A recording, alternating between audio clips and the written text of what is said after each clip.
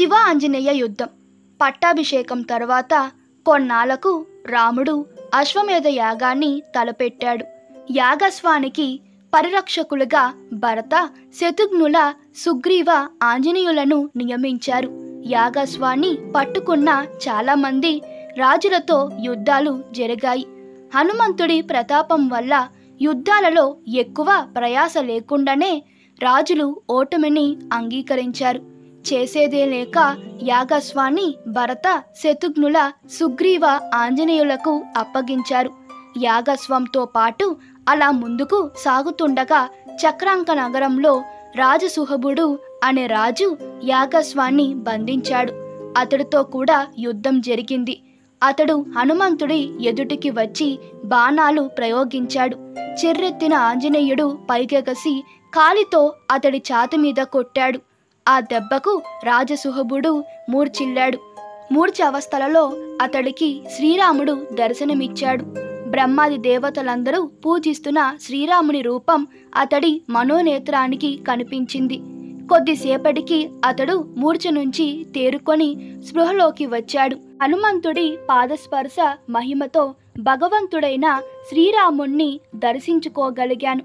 నా అపరాధానికి మన్నించండి అంటూ యాగస్వాన్ని అప్పగించి భరత, శత్రుఘ్నుల, సుగ్రీవ, ఆంజనేయులను వినయంగా సాగనంపాడు. యాగస్వాన్ని తీసుకొని వారు ముందుకు సాగారు. దారిలో దేవపురం వచ్చింది. దేవపురం రాజు వీరమణి శివభక్తుడు. శివుడి కోసం తపస్సు చేశాడు.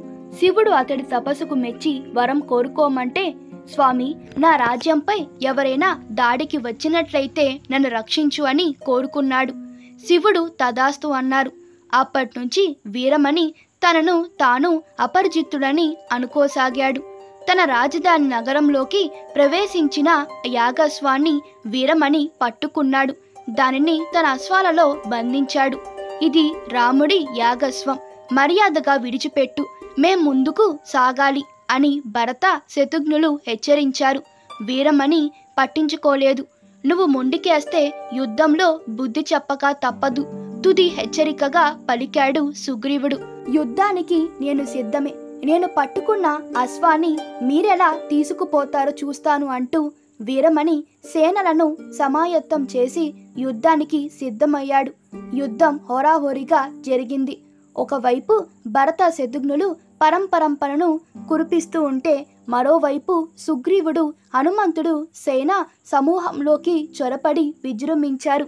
వారి నలుగురి దాటికి వేలాదిగా ఉన్న వీరమణి సైన్యం కాకవికాలమైంది. వీరమణి పరమశివుణ్ణి తలుచుకున్నాడు. అతడికి ఇచ్చిన వరం ప్రకారం శివుడు స్వయంగా త్రిశూలం ధరించి రణరంగంలోకి వచ్చి ప్రారంభించాడు. వీరవిహారం పరమశివుడి దాటికి భరత, శత్రుఘ్నుల, సుగ్రీవులు మూర్ఛిల్లిపోయారు. హనుమంతుడు శివుణ్ణి ఎదిరించి యుద్ధం చేయడం ప్రారంభించారు. కొంతసేపు యుద్ధం తర్వాత, మహాశివ, నేను రామబంటును, సేవధర్మంగా రామకార్యం కోసం యుద్ధం చేస్తున్నాను. నువ్వెందుకు రామకార్యానికి అడ్డుకుంటూ యుద్ధం చేస్తున్నావు అడిగాడు హనుమంతుడు. హనుమ, నువ్వు నీ స్వామి కోసం యుద్ధం చేస్తున్నావు, నేను నా భక్తుడి కోసం యుద్ధం చేస్తున్నాను చెప్పాడు శివుడు. ఇద్దరి నడుమ మరికొంత పోరు సాగింది.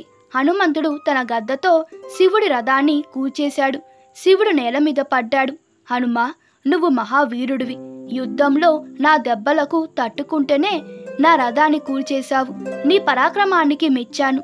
ఏం కావాలో కోరుకు అని అడిగాడు. నేను ద్రోణ పర్వతానికి వెళ్ళి సంజీవని మూలిక తీసుకొస్తాను. అంతవరకు యుద్ధంలో మూర్ఛిన భరత, శత్రుఘ్నుల, సుగ్రీవులకు, మిగిలిన సైన్యులకు ఏ ఆపద రాకుండా రక్షణగా ఉంటానని వరమివ్వు, అది చాలు అన్నాడు హనుమంతుడు. తదాస్తు అన్నాడు శివుడు.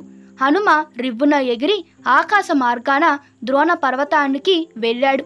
పర్వతం మీద ఎంత వెదికినా సంజీవని మూలిక జాడ కనుక్కోలేకపోయాడు. చివరకు పర్వతాన్ని పెక్కిలించుకుపోవాలని నిశ్చయించుకొని పర్వతాన్ని పెక్కిలించసాగాడు.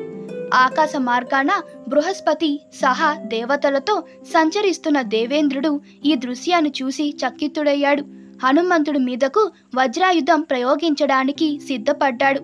అయితే బృహస్పతి అతన్ని వరించాడు. హనుమంతుడు రామభక్తుడు. అతడితో సఖ్యంగానే సమస్యను పరిష్కరించుకుందామని చెప్పి ద్రోణాచలానికి దారి తీశాడు. ఇంద్రాది దేవతలు అతన్ని అనుసరించారు. పర్వతాన్ని ఎందుకు పెక్కలిస్తున్నావని హనుమను అడిగాడు బృహస్పతి. ఇందులో సంజీవని మూలిక ఎక్కడ ఉందో తెలుసుకోలేకపోయాను, అందుకే పర్వతం మొత్తాన్ని తీసుకుపోవాలని అనుకుంటున్నాను బదిలించాడు హనుమ. నీకు కావలసినది మూలికే కదా, నేను గుర్తించగలను, వెతికి ఇస్తానంటూ బృహస్పతి అతడికి సంజీవని మూలికను తెచ్చి ఇచ్చాడు. హనుమంతుడు సంతోషంగా మూలిక తీసుకొని దేవపురం చేరుకున్నాడు. మూర్ఛితులైన భరత శత్రుఘ్నుల సుగ్రీవులు సహా సైనికులకు మూలిక సహాయంతో స్పృహలోకి రప్పించాడు. జరిగిందంత చూసి వీరమణి యాగస్వాని మర్యాదగా అప్పగించాడు. ఈ కథ మీకు నచ్చినట్లయితే మీ అభిప్రాయాలు కామెంట్ తెలపండి. Please like, share and subscribe to my channel. Thank you.